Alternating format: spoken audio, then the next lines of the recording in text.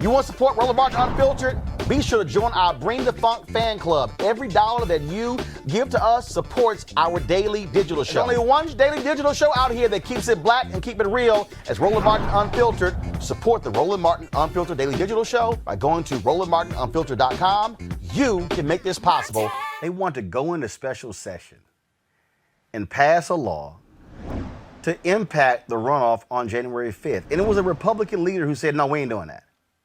He's like, we are not doing that. He said, what's going to happen is it's going to sit here and it's going to go to court. It's going to get prolonged. It's going to have no impact. No, we're not doing it. This is what people, and this is what I need our audience to understand. And the reason we're always trying to walk our people through history and present day is it operates the same way. Folks, if y'all actually read the book by Jack Bass on that Fifth Circuit, Unlikely Heroes, what you would discover in that book is, this is what they would do in Louisiana.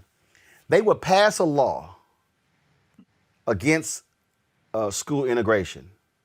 The lawyers would go right to the federal court and the judge would invalidate it. The next day, legislature would pass another law.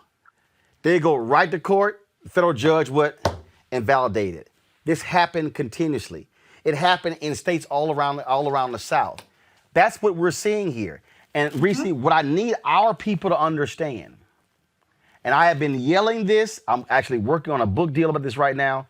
We better understand this white fear. We better understand that as long as Republicans control 31 state legislatures, as long as they control redistricting, as long as they control the Attorney General's office, as long as they control governor's mansions, as long as they control state Supreme Courts, you're going to see efforts to invalidate real voters across these states because they fear losing power and control.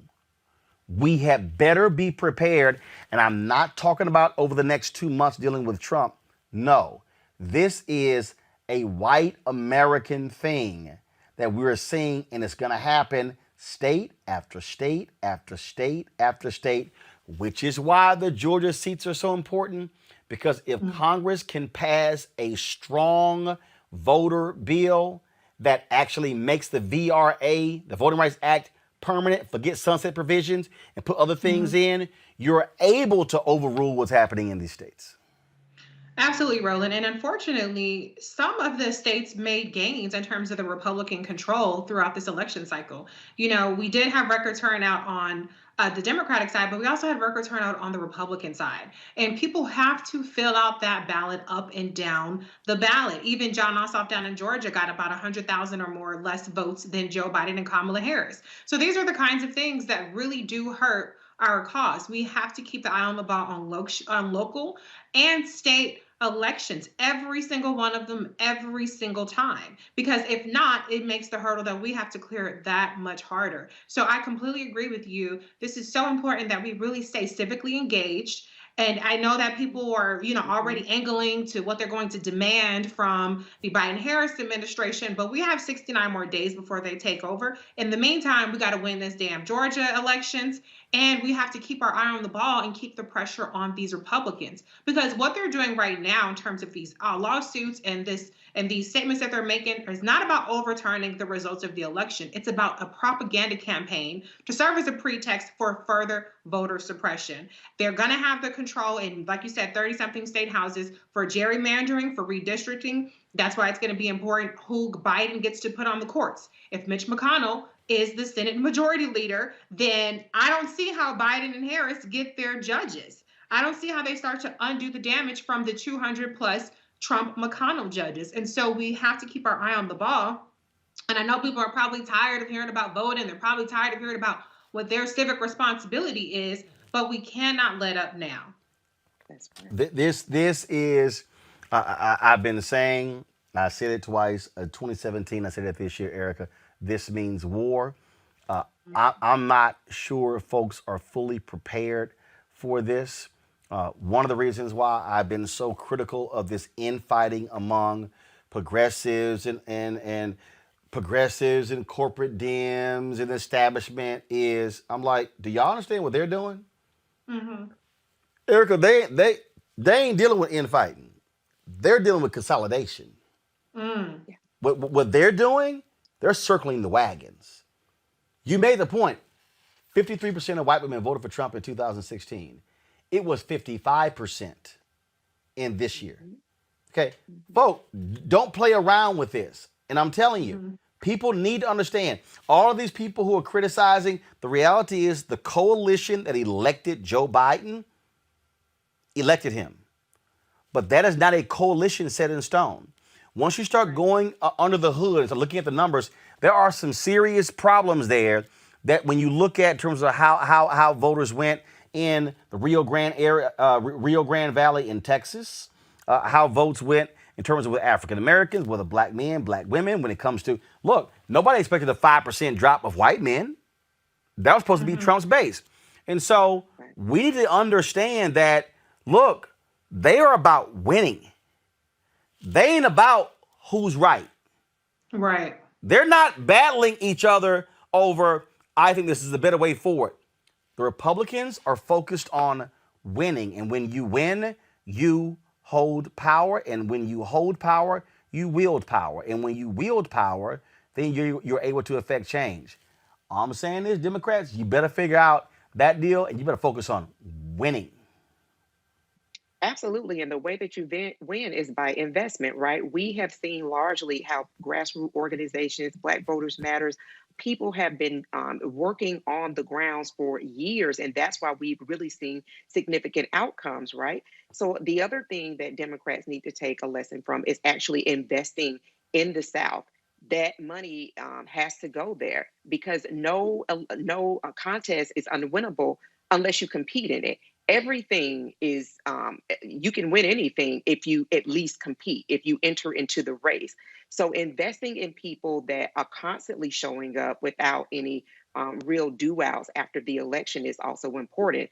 Not only investment, but some of the civic education programs that we've seen highlighted on this show through Mr. Lee Saunders, through Acme, the Block program, I believe that's run by Angela. I don't recall her last name, but that is a year-long program where they have ambassadors, people who are actually from the community that are talking to people in the community in their own voice about things that are important, advising them about local and state, and then those congressional races as well. But they are actually folding in those voters. That's something that I do on my platform 3 days a week, the Savage Political Bite.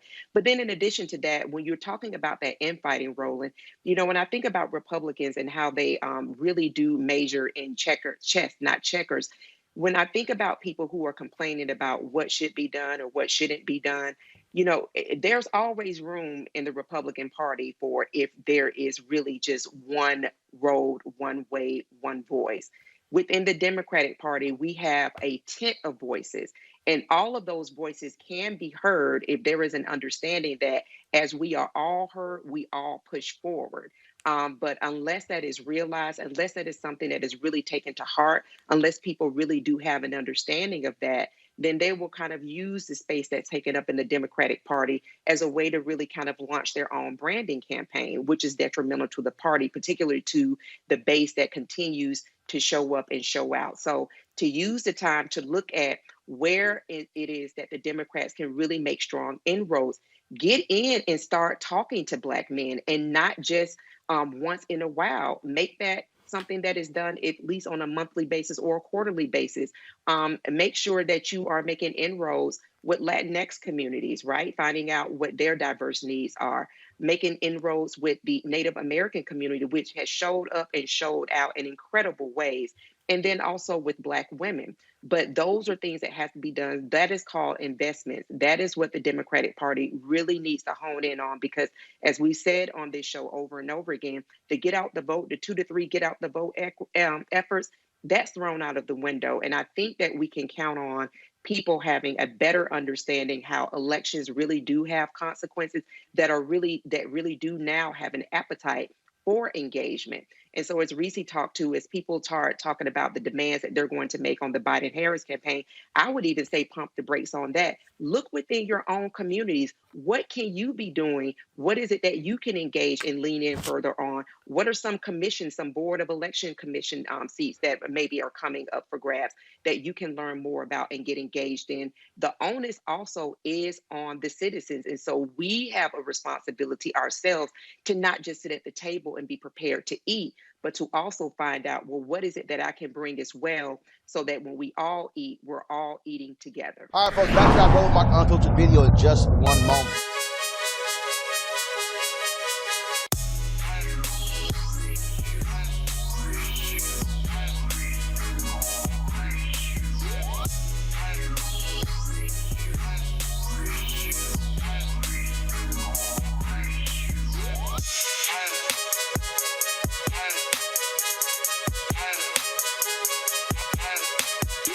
All right, folks, this is the Seek.com virtual reality headset. What happens is you just pop your phone right into here, and then when you close it up, you can actually look at the content on Seek.com, their VR content, or you can look at other 360-degree video that puts you right into the room. So, like, literally, you can just be looking all over. And so, Mary Spio is the founder of the company. She's the innovator behind this, a black woman, sister from Ghana. And so that's their VR headset. They also have these 360-degree 4D headphones. A tremendous bass that covers all across your head. Great sound. Gamers love them. You can attach a headset to this as well. It's Bluetooth. Folks, if you want to get either one of these devices, go to Seek.com, Seek.com. That's Seek.com, Seek.com. Use the promo code RMVIP2020. RMVIP 2020, and check that out. And so we certainly appreciate them being partners with us here at Roland Martin Unfiltered, where we, of course, support black-owned businesses like Seek.com. And also go to their site. You can also subscribe to their monthly content that's right there on Seek.com.